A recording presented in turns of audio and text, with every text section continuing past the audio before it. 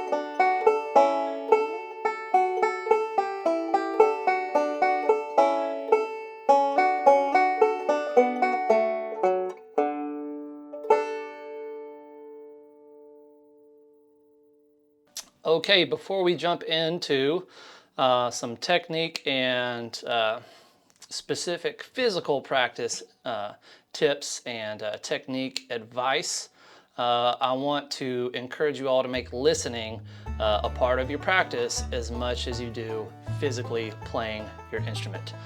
So listen using the TuneFox player. You know, if this is the version you're learning, we should be listening to it a bunch, but also just make a playlist with some different versions of Arkansas Traveler and try to actively listen to those different versions. See, you know, the common connections with the melody, listen to the chord progression that's happening in the background. Maybe sometimes you're listening and you only focus on what's the fiddle playing, and you're just kind of tracing that, you know, with your ear as you listen, just following the fiddle. Maybe another time you're just listening to the guitar. So just exercise your ears, you know, as much as we exercise our hands. So I want to talk a little bit about this. You know, whenever we're learning from tablature, it's important to just analyze what's happening, not just play it. And that would go if we were learning it by ear, right? We'd want to analyze what's happening. So ideally, someday we'll be able to understand how these components connect and be able to use them in a different context. All right, here in this version of Arkansas Traveler, this A part here, using some pretty typical Scruggs style vocabulary. This little kind of two-note shape here where we're hammering in. It's used a lot in Scruggs style banjo, and as you can see, if you know a lot of your common chord shapes and your vamping shapes, we're playing the top two notes of this second inversion shape. So this little lick here is great to use. If you know where the different chord shapes are and how the licks connect to them, we can play these licks in different keys and in different songs and it will serve you well whenever you start to improvise and make up your own stuff. And as you can see, we're also going back, right? And we're playing out of this first inversion shape here, this D shape, but it's only a D shape because of where we're playing it. The shape is more important, right? Those little notes, if we did this chord shape in another key or another song, that shape would still be available. If I'm in G, right, it would still be available. So knowing how these little licks connect to chord shapes, as I said, will allow you to use this lick vocabulary in a different context. Another cool thing we're doing here in the B part, we've got this little kind of sliding double stop scale, again using pieces of a chord, right? Just using a drop thumb roll pattern there. And it's really just a harmonized scale. This one uses maybe a little bit more simple chord changes than a lot of people might play at a jam. But because our Scruggs style version is following the melody, this would still work if someone is using those more complex chord changes, okay? As I said, when you're listening and making that a part of your practice, listening to these different versions, you'll hear that not everyone plays the melody the same, not everyone plays the chord changes the same. So we've got to learn to use our ears and make these adaptations depending on who we're playing with.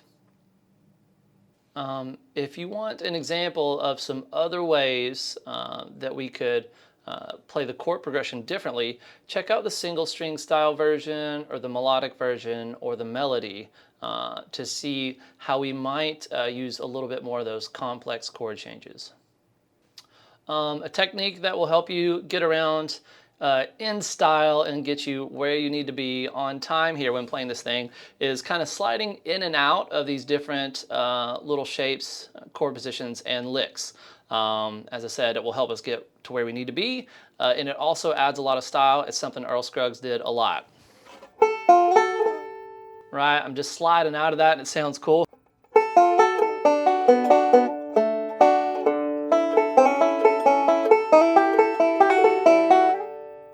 Right, so sliding in and out of these different things sounds great and makes it easier to play.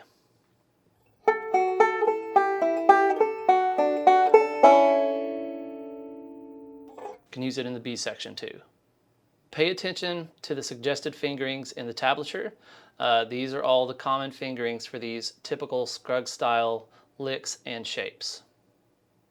All right, in this tune, we've got an A-A-B-B form. We'll play the A section twice and the B section twice. Each section has 4 measures the way we've written it out, and it works out that each measure is also a phrase. And in each section, the first phrase is the same as the third, and both of them have the same kind of ending phrase. So this makes it a little bit easier. It also lets you know what you need to practice and lets you practice efficiently. So really in the A section, practice the first, second, and fourth phrases, and in the B section, practice the first and second. Use the focus feature to help you isolate those and practice them repeatedly.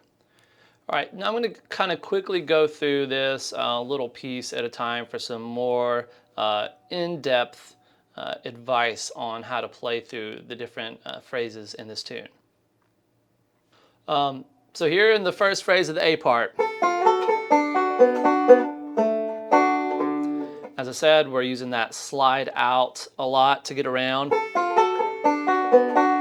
And right there, I'm playing that note staccato, really short, and that adds some character, and it gives me that little split second to kind of adjust my fingering because it's going to change there on the back half of the phrase.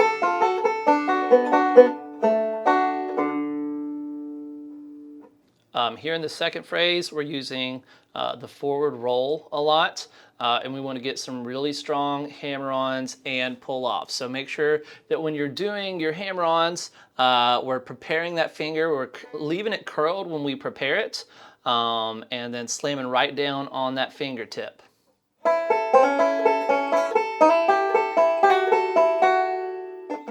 And we want to make sure that we're really pulling off strong as well to get that nice and snappy. And the timing's important too, because accurate timing with your fret hand will just translate to awesome sounding banjo playing. As I said, the third phrase, in this case measure 3, is the same as the first, so we don't need to go over that. Just practice that really well on your own, and that will be the most efficient way to learn this tune. The fourth phrase in measure A, measure 4 here, we're kind of using a little bit of the Foggy Mountain roll here, and these hammer-ons are landing at the same time as the picked notes.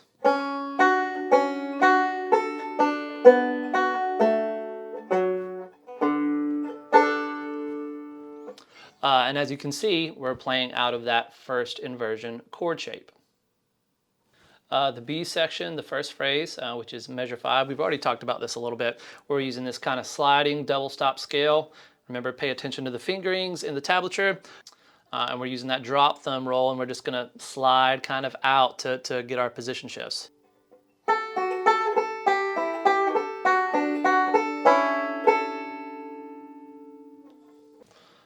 For the second phrase here in the B part, again, we're using a forward roll, but this time we're going to be letting those hammer-on notes land at the same time as the pick notes.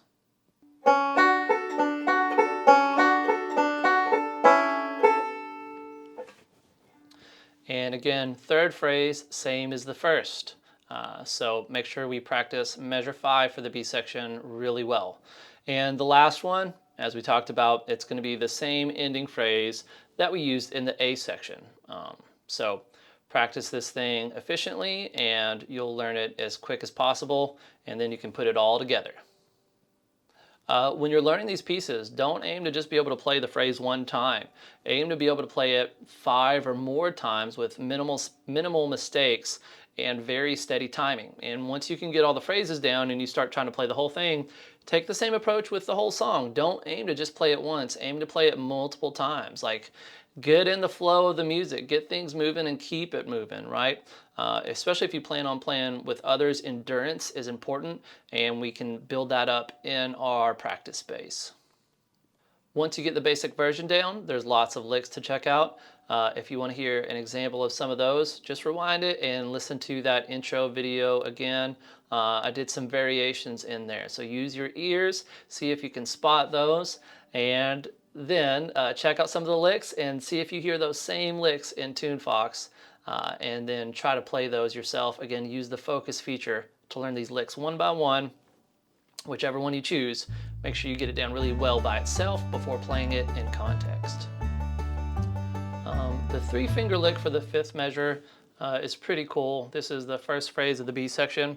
We're using kind of a drop thumb roll, and we're using the 5th string and 1st string as a drone while we kind of dance around on the 2nd string. You know, right there we're kind of tracing the melody of Arkansas Traveler.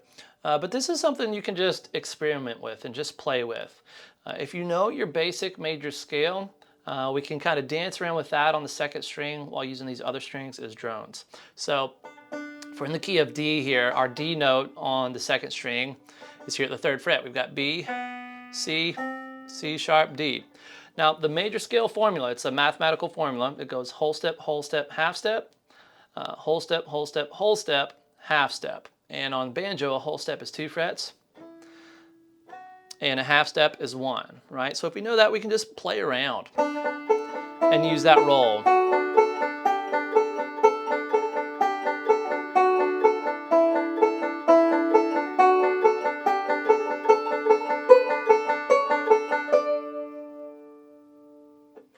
Right? So sometimes, you know, we want to just play, and this is a good thing that a vehicle that we can do to just play and not be trying to work on some specific goal or tune or whatever. We can just kind of dance around and make some pretty sounds with our banjo. It's a nice change. Check out that melodic lick for measure 5 too. It's really just a descending melodic scale pattern. It does require this big stretch, so you'll need to make sure that elbow's in, thumbs behind the neck, and the 1st finger's on its side, but it basically is just using a backward roll the whole time.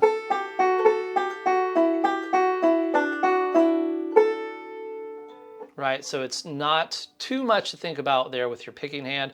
We've just got that fretting hand challenge, but it's a great sound, and just practice it on its own repeatedly. It's a wonderful sound that you can add in with your Scruggs style banjo playing. All right, it's about all we got here. For your next step, you might want to also try to learn this tune in C. So being able to be fluent in different keys in the Scruggs style banjo language will really help make you a more complete banjo player. You know, that goes for Scruggs style, melodic, whatever. Being able to be fluent in these different keys, because there's typical licks, typical chord shapes that we play out of. So I'd really suggest that you check that out, and then also work on some backup, you know, maybe some basic vamping and rolling as well.